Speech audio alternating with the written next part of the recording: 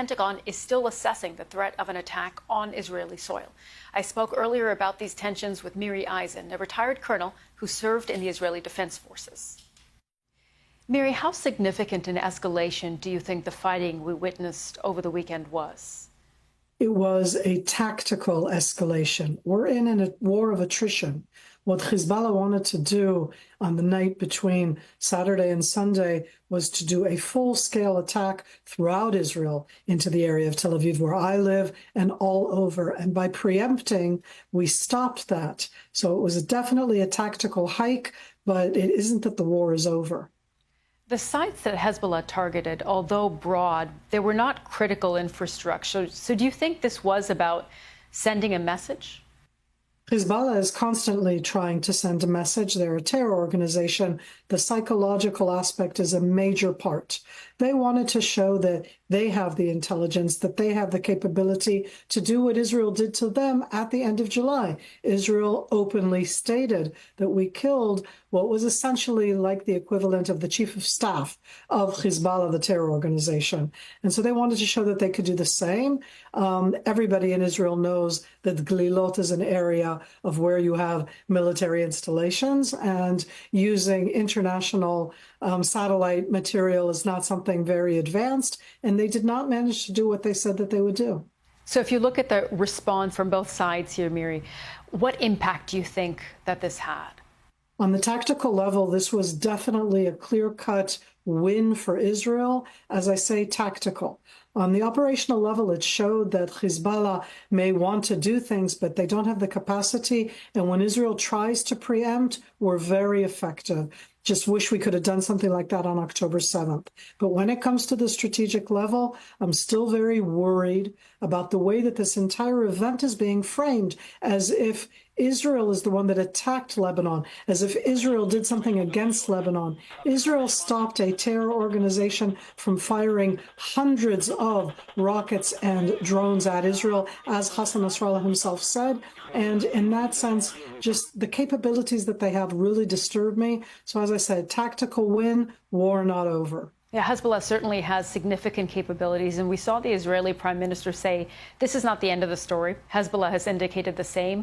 So with that in mind, what could possible further targets be? I mean, what are your concerns?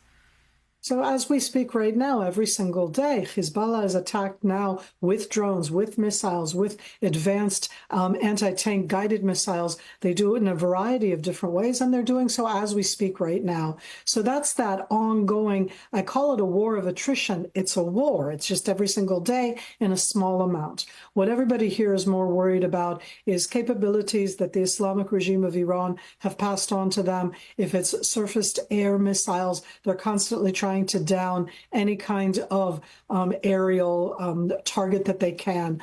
Doing a ground attack, everybody discounts it, but look what happened October 7th. Israel and Lebanon share a 138-kilometer border, and if they do a ground attack and come into these towns and villages that Israel has made the people leave, but if they come in and plant a flag, just that psychological warfare, these are things that they could definitely do. And they could, of course, attack not just in Israel and against Israeli territory, but anywhere in the world. Hezbollah has done that before, in Argentina and in other places. So Hezbollah has said that it is delaying a full-scale retaliation to wait to see if a ceasefire deal on the war in Gaza is reached. So far, there's been no progress. But I want to ask you about the Israeli side on this, because we have seen that there have been leaks to Israeli media suggesting that Israeli defense chiefs like Yoav Gallant have a differing opinion to Benjamin Netanyahu on the strategy going forward. How unusual is that to see this, what appears to be a bit of a split between the defense chiefs, the IDF perhaps, and Benjamin Netanyahu? And there's nothing really good, Sumi, to say about the last 10 and a half months of this war, starting from October 7th in the morning. And this coalition government, as it goes together, and in this case, the defense minister and the prime minister are at least from the same party, and they have differences of opinion. If you broaden that to other members of the government, vast differences of opinion, they're from different political parties. It doesn't make us feel comfortable and calm. Having said all of that, I want to be clear. I don't think that the government is necessarily necessarily running the war in a bad way. I don't know that if we would have different ministers, Minister of Defense or otherwise, that the war itself would be run otherwise. I'm talking about the tactical and operational level. But there's no question that we feel it at the strategic level. What are the aims of this war?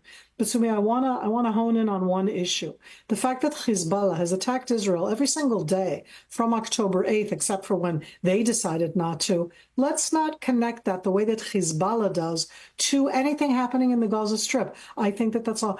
For me as an Israeli, that's part of the challenge. That's part of the reason that we have such gaps. Okay. Hezbollah attacks Israel. Hezbollah calls for the destruction of Israel. Hezbollah calls this war a war against Jerusalem, not a war to help the Palestinians. And we need to view them as they are, a horrific terror organization backed and supported by the Islamic regime of Iran. And so I can see the differences of opinion in the Israeli government, but I don't want to compare them to something like Hezbollah.